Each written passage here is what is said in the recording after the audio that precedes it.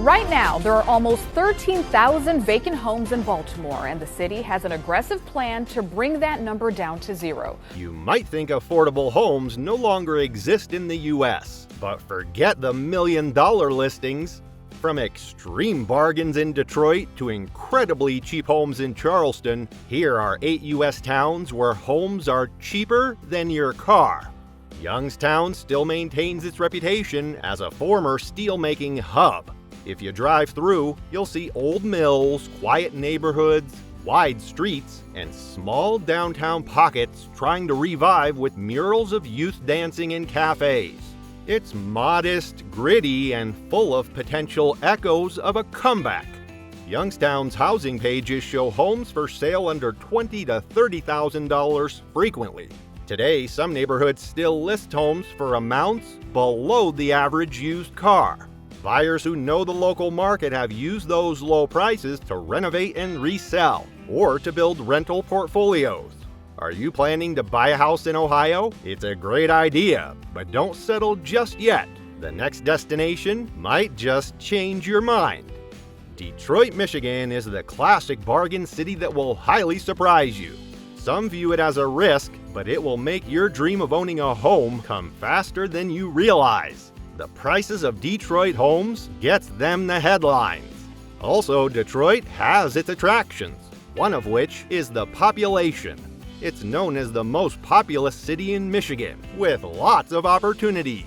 Search filters on major listing sites show homes in Detroit under $10,000 to $30,000 at any given time.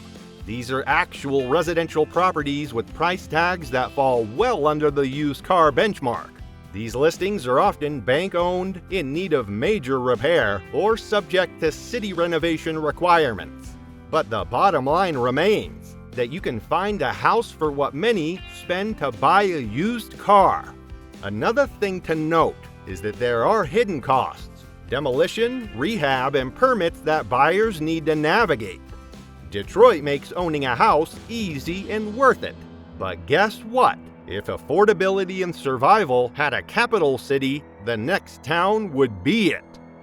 Flint is a town that has a lot of history. Industrial boom, decline, and even 5 years of water crisis. But there's also a story of resilience and recovery too. Community gardens, street art, efforts to clean, rebuild, and hope. The city feels like a place where people get by but still live, laugh, and hope for better. You should consider buying a house in Flint. Flint's median listing price is higher than the rock-bottom single properties you'll find in Detroit, but realtor-level market data still shows many very low-price listings and a median listing under $100,000. Which means lots of inventory, especially in deeply distressed homes or tax auction properties. In places like Flint, a cheap house might take months or years of work to repair for it to become your dream home. But some local buyers have turned bargains into beautiful homes, such that it might actually blow your mind. A deal in Flint might have sounded like fantasy, but this next one proves that reality is even crazier. Baltimore, Maryland is the kind of city that surprises you the moment you check the housing market. Yes, it's the same Baltimore you've seen in movies and TV shows, with its historic row houses, inner harbor views, and neighborhoods full of character. Nevertheless, Baltimore remains a major East Coast city with big city challenges, so it's easy to assume you can't find an affordable house to buy. However, to the amazement of all, Baltimore routinely shows listings under $30,000 on major listing platforms. These properties are often in older blocks that sometimes need serious rehab, but they exist. The inventories are visible and real.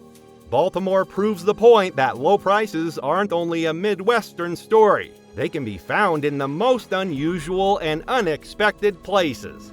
If an East Coast port city can have $20,000 houses, imagine what that means in smaller southern towns where population decline hits even harder. Pine Bluff, Arkansas, bargains at the bottom of the market with tax auctions and abandoned homes. It's located right in the middle of America's heartland, and attracts both foreigners and locals with its flat stretches, big skies, and friendly small-town feel. The city also has access to parks, local music, and hidden cultural corners. Pine Bluff consistently appears in lists of the most affordable U.S. places to live. This city became famous when homes were sold at tax auctions for a few $100s, an extreme example of how bad a market can collapse. News outlets documented properties bought at auction for less than the price of a used smartphone, though these buys typically require significant immediate investment for repairs and code compliance.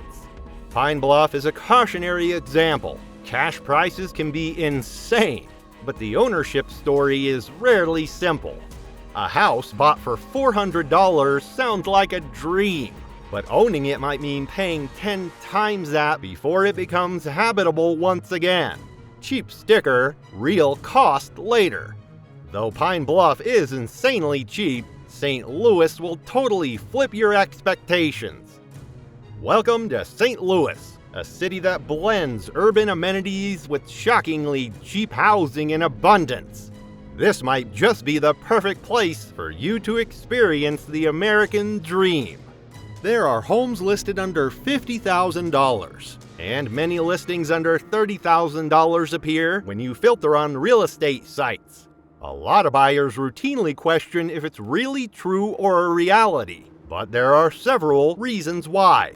The causes vary, whether it's aging stock, lending deserts, emergencies, CY sales, or new neighborhoods that haven't seen investment. The summary is that you can get some houses for mind-blowing prices. If you're a buyer who wants a low entry cost but not a full teardown, some smaller cities in the Rust Belt give you that middle ground, with a bit more modest rehab needs. While St. Louis sets the bar low, Cleveland shatters it completely. Cleveland is a place that hums with affordability and tranquility. According to real estate price lists, Cleveland falls among the cheapest major cities in 2025. Cleveland's market moved fast in recent years, such that you can find houses for $20,000 to $30,000. In weaker neighborhoods, homes drop into the tens of thousands.